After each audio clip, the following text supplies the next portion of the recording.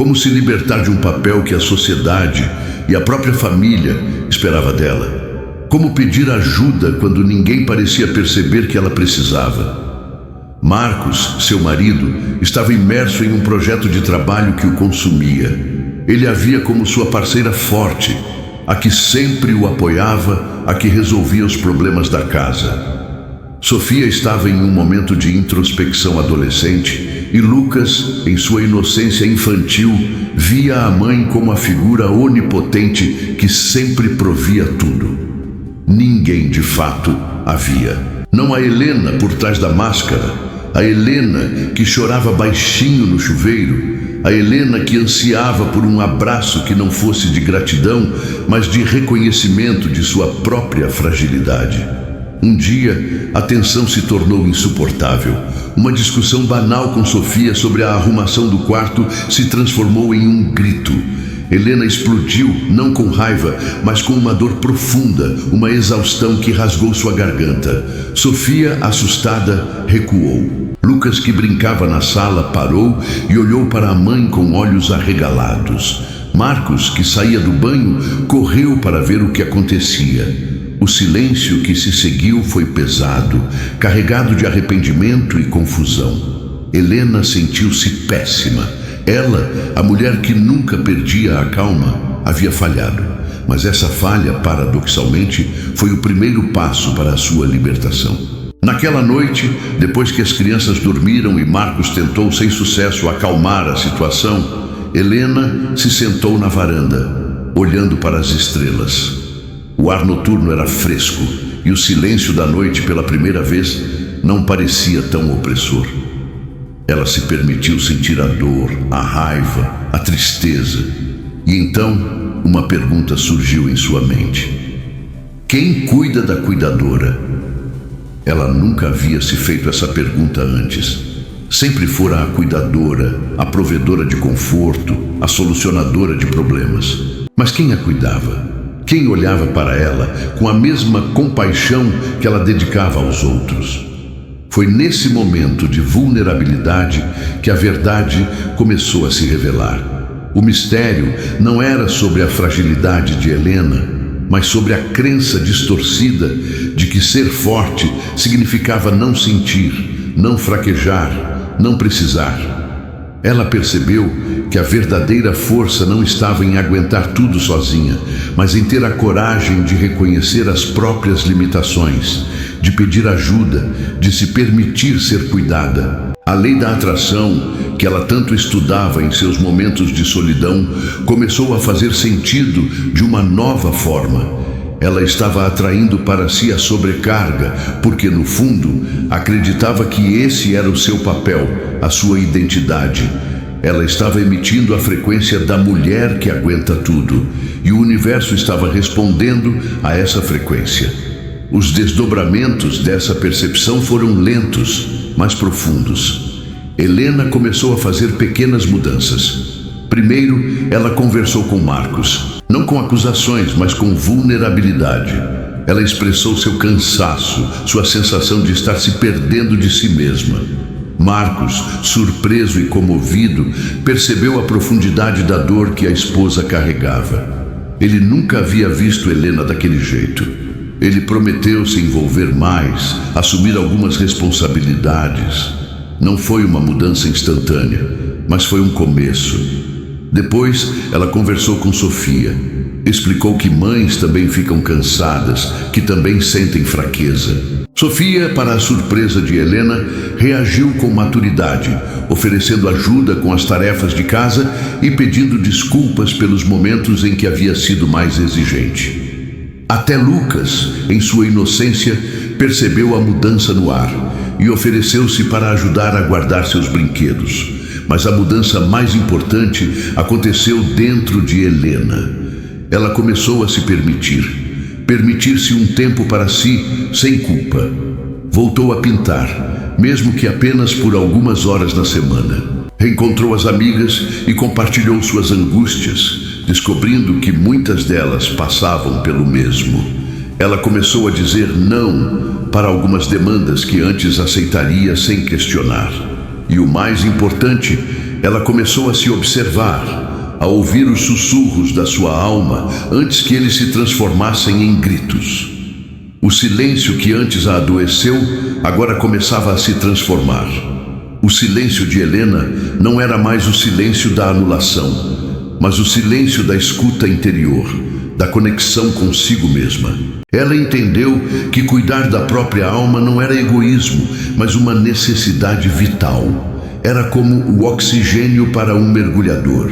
Sem ele, a vida se esvai.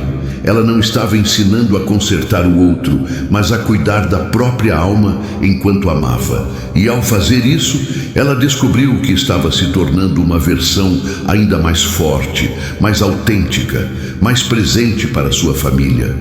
A história de Helena não é um conto de fadas onde todos os problemas desaparecem magicamente. Os desafios continuam, as demandas não cessam. Mas Helena não é mais a mesma. Ela aprendeu que ser forte não significa ser inquebrável, mas sim ter a coragem de se quebrar e se reconstruir, de se permitir ser vulnerável, de buscar apoio. Ela entendeu que a verdadeira força reside na autenticidade, na capacidade de honrar suas próprias necessidades sem culpa. Afinal, qual é o custo de ser forte sozinha? É o preço da sua paz interior, da sua alegria, da sua própria essência. É o preço de uma alma adoecida, de um corpo exausto, de um espírito que se apaga lentamente. E o que não te contaram é que você não precisa pagar esse preço. Você não precisa ser forte sozinha. Você tem o direito de ser cuidada, de ser vista, de ser amada por quem você é, com suas forças e suas fragilidades. Que esse mistério desvendado seja um convite para você, um convite silencioso para olhar para dentro, para ouvir os sussurros da sua alma, para se perguntar: quem cuida da cuidadora? E para começar hoje mesmo a construir um eu melhor, um dia de cada vez. Não se perca de si. Sua alma merece ser nutrida, sua força merece ser reconhecida e sua jornada, por mais desafiadora que seja, merece ser vivida com plenitude e paz. Se essa história tocou seu coração e acendeu uma luz em sua alma, eu te convido a se juntar à nossa comunidade. Inscreva-se no canal Histórias que Edificam a Alma e ative o sininho para não perder nenhum dos nossos vídeos que trazem paz interior, consciência emocional e fortalecimento espiritual. Juntas, vamos desvendar os mistérios da alma e construir um caminho de mais leveza e autoconhecimento. Sua jornada é importante para nós e estamos aqui para caminhar ao seu lado. Este é um chamado para todas as Helenas que se reconheceram nas entrelinhas, nas dores silenciosas, nos sorrisos forçados. Um chamado para desconstruir a narrativa exaustiva de que a mulher precisa ser a rocha inabalável, a fortaleza impenetrável, a fonte inesgotável de energia e soluções. Porque, no fundo, essa narrativa é uma prisão dourada, talvez adornada com elogios à sua força, mas ainda assim uma prisão que silencia seus gritos internos e adoece sua essência. Vamos mergulhar mais fundo nesse mistério. O que exatamente significa cuidar da cuidadora? Não é um ato de egoísmo, como muitas vezes nos ensinaram. Não é negligenciar seus entes queridos ou abandonar suas responsabilidades. Pelo contrário, é um ato de profunda sabedoria e amor. Imagine um jardim. Se a jardineira não cuida da terra, não rega as plantas, não poda as ervas daninhas, como pode esperar que o jardim floresça? A cuidadora é a terra fértil de sua própria vida e da vida daqueles que ama. Se ela se esgota, se sua terra se torna árida, o que resta para nutrir os outros? Cuidar de si é reconhecer que você tem limites, é aceitar que você não é uma máquina, mas um ser humano complexo, com necessidades físicas, emocionais, mentais e espirituais. É desmistificar a ideia de que dar conta de tudo é um superpoder, quando na verdade é um caminho para o esgotamento. Pense nas pequenas renúncias diárias que se acumulam. A xícara de café que você não toma quente porque a criança acordou. O banho que vira uma corrida contra o tempo. A refeição que você come de pé enquanto resolve 1000 coisas. O sono que é sempre sacrificado em nome de uma tarefa a mais. O hobby que foi engavetado. A amiga que você não vê há meses. O livro que você não lê. Cada uma dessas pequenas renúncias é um tijolo a mais na parede que você constrói entre você e sua própria felicidade. E o pior é que muitas vezes fazemos isso com um sorriso no rosto, acreditando que estamos sendo boas mães, boas esposas, boas profissionais. Mas a bondade não precisa ser sinônimo de autossacrifício extremo. A bondade, a verdadeira, começa com a bondade para consigo mesma. Vamos explorar alguns ângulos que nos ajudam a desvendar essa teia complexa. 1. O mito da supermulher e a culpa inevitável. A sociedade, por gerações, construiu a imagem da mulher como a provedora de conforto, a resolvedora de problemas, a eterna fonte de empatia e paciência. Essa imagem, embora aparentemente elogiosa, é uma armadilha. Ela nos impõe um padrão inatingível.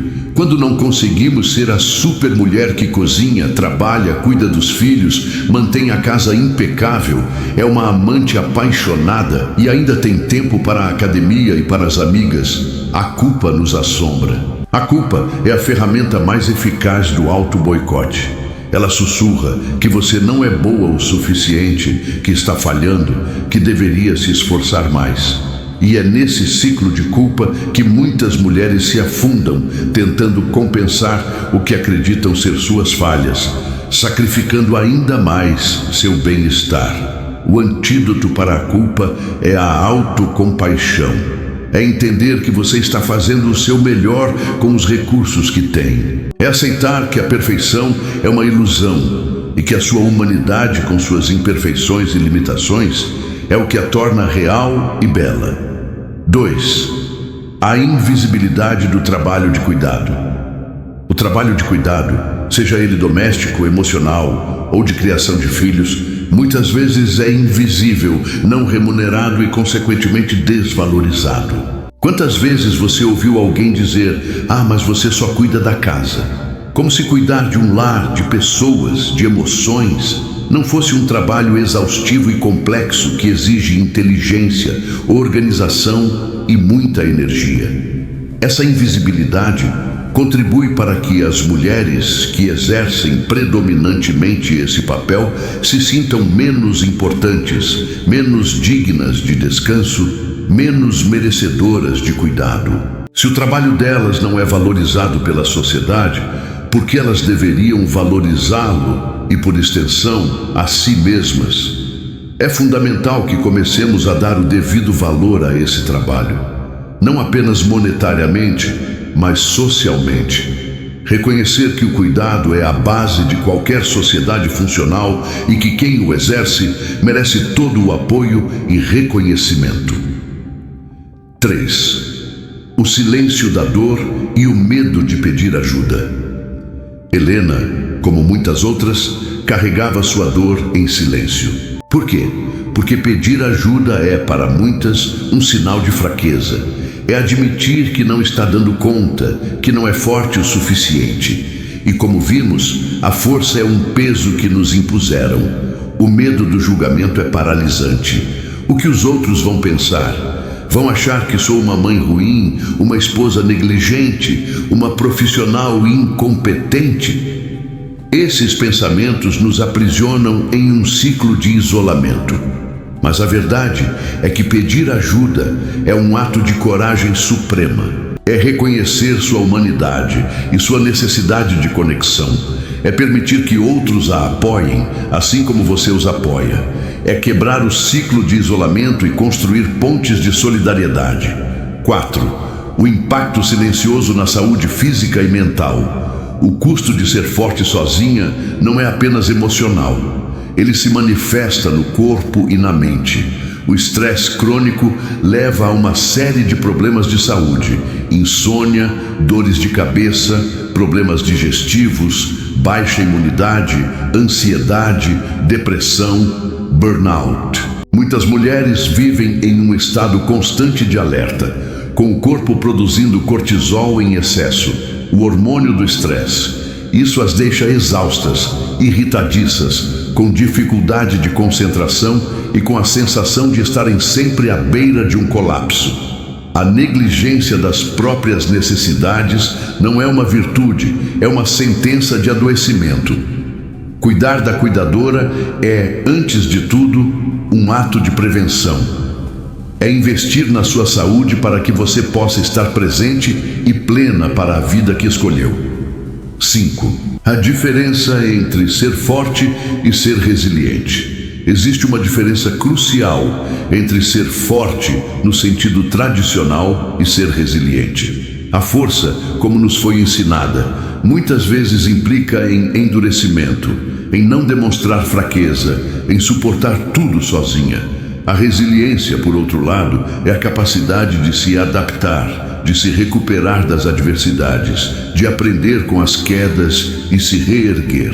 A resiliência não nega a dor, ela a abraça. Não esconde a vulnerabilidade, ela a reconhece como parte da experiência humana.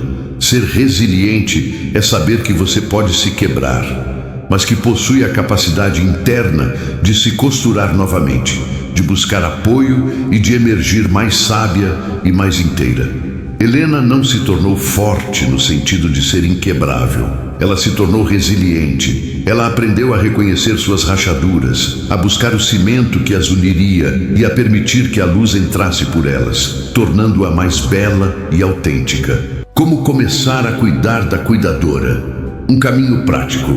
A teoria é importante, mas a prática é transformadora. Se você se identificou com a história de Helena, se sentiu um chamado em sua alma, aqui estão passos práticos para começar sua jornada de autocuidado e autoconhecimento.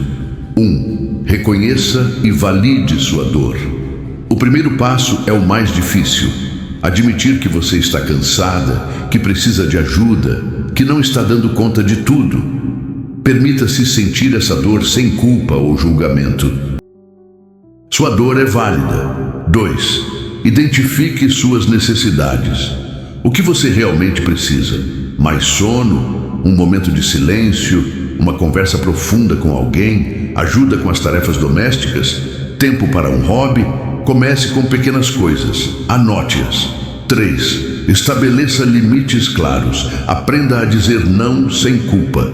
Não para tudo, mas para o que sobrecarrega você. Dizer não a uma demanda extra pode ser um sim para sua paz interior.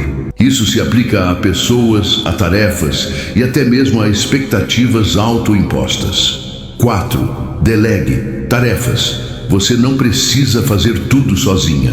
Envolva sua família. Seus filhos podem ajudar com tarefas adequadas à idade. Seu parceiro pode assumir mais responsabilidades. A divisão justa de tarefas não é um favor, é uma parceria. 5. Peça ajuda e aceite-a. Quando alguém oferecer ajuda, aceite. Se ninguém oferecer, peça. Seja específica sobre o que você precisa. Você poderia ficar com as crianças por 1 hora para eu tomar um banho tranquilo? É mais eficaz do que um suspiro cansado. 6. Crie pequenos rituais de autocuidado. Não espere ter um dia inteiro livre para se cuidar. Comece com 15 minutos, um chá quente em silêncio, uma playlist relaxante, uma caminhada curta, um capítulo de um livro. Faça disso um compromisso diário. 7. Busque apoio profissional se necessário. Se a exaustão, a ansiedade ou a tristeza forem avassaladoras, não hesite em procurar um terapeuta, psicólogo ou médico. Cuidar da saúde mental é tão importante quanto cuidar da saúde física. 8. Reconecte-se com sua essência. O que você amava fazer antes de se perder na rotina? Qual era sua paixão? Sua arte? Sua música? Seu esporte? Resgate esses pedaços de si mesma. Eles são a chave para reacender sua alegria. 9. Pratique a autocompaixão. Fale consigo mesma como falaria com uma amiga querida. Seja gentil, compreensiva e paciente. Reconheça seus esforços e perdoe suas imperfeições. 10.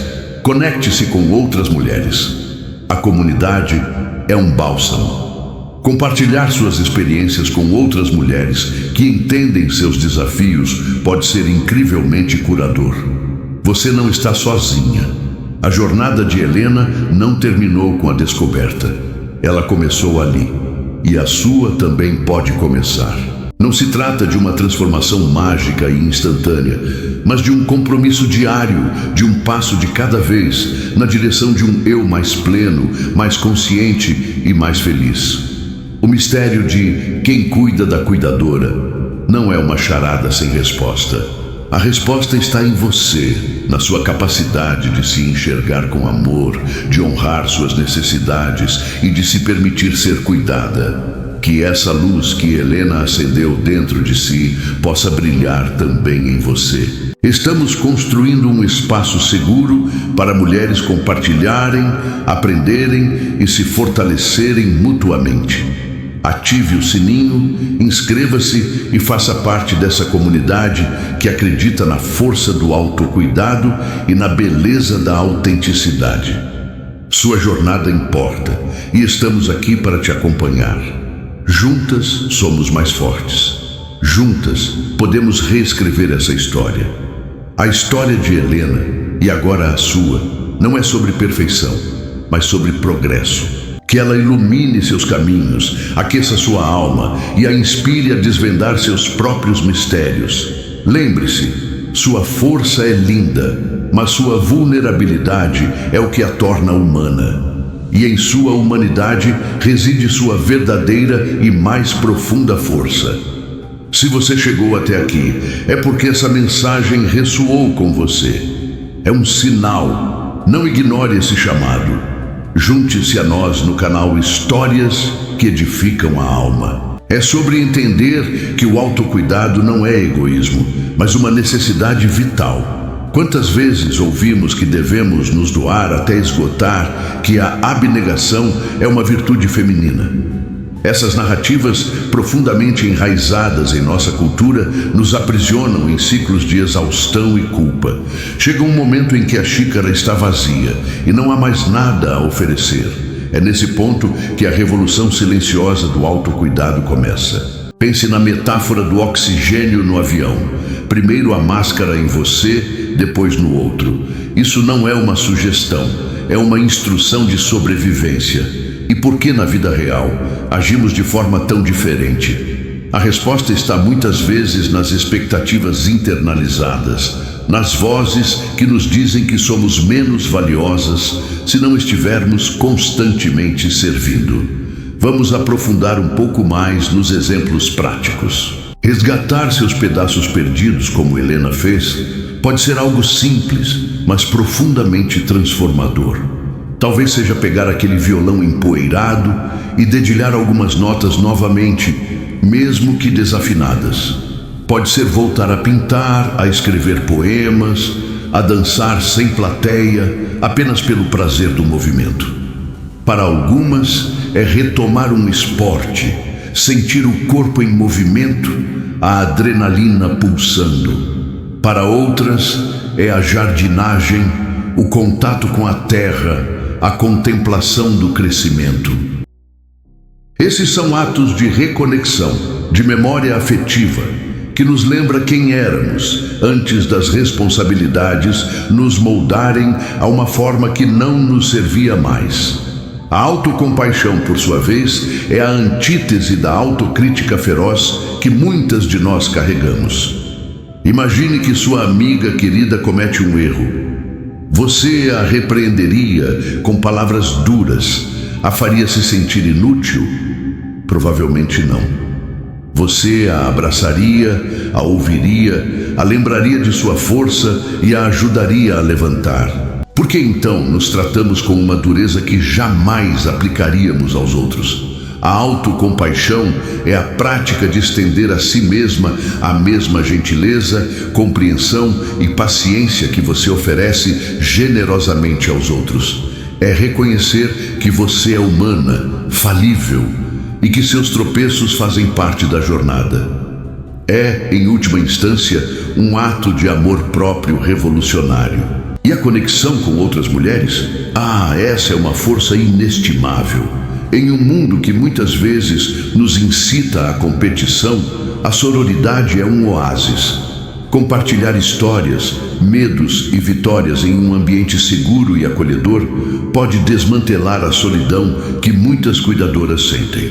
Quando Helena começou a se abrir, descobriu que não era a única a se sentir sobrecarregada, invisível ou culpada. Essa validação é um bálsamo. Saber que outras mulheres enfrentam desafios semelhantes, que compreendem a complexidade de equilibrar múltiplas funções, é um lembrete poderoso de que não estamos sozinhas. É através da escuta atenta, do conselho gentil e do ombro amigo que encontramos a força para persistir. O canal Histórias que Edificam a Alma surge exatamente com esse propósito: ser um farol para essas conexões. Não é apenas um espaço para consumir conteúdo, mas para co-criar uma rede de apoio. Aqui, cada mulher é vista, ouvida e valorizada. Acreditamos que, ao compartilhar nossas vulnerabilidades, encontramos nossa força coletiva. Ao celebrar nossas conquistas, inspiramos umas às outras. A jornada de autodescoberta e autocuidado é contínua. Haverá dias em que a máscara do oxigênio parecerá pesada demais, dias em que a autocompaixão será um desafio e a reconexão com sua essência parecerá um luxo inatingível. Mas é exatamente nesses momentos que a comunidade se torna ainda mais vital. É quando você se lembra que não precisa carregar tudo sozinha, que pedir ajuda não é fraqueza, mas sabedoria. A luz que Helena acendeu é um convite, não para uma mudança radical e imediata, mas para um despertar gradual. Um convite para se olhar no espelho e reconhecer a mulher incrível que você é, com todas as suas marcas, suas lutas e suas vitórias. Sua história não está escrita em pedra, ela está sendo escrita a cada dia, a cada escolha que você faz. Que essa escolha seja a de se priorizar, de se nutrir e de se permitir florescer. Abrace sua jornada, com todas as suas curvas e reviravoltas. Você merece esse cuidado, essa atenção, esse amor. E juntas podemos reescrever essa história, transformando o Quem Cuida da Cuidadora em um coro empoderado. Nós cuidamos umas das outras e eu cuido de mim.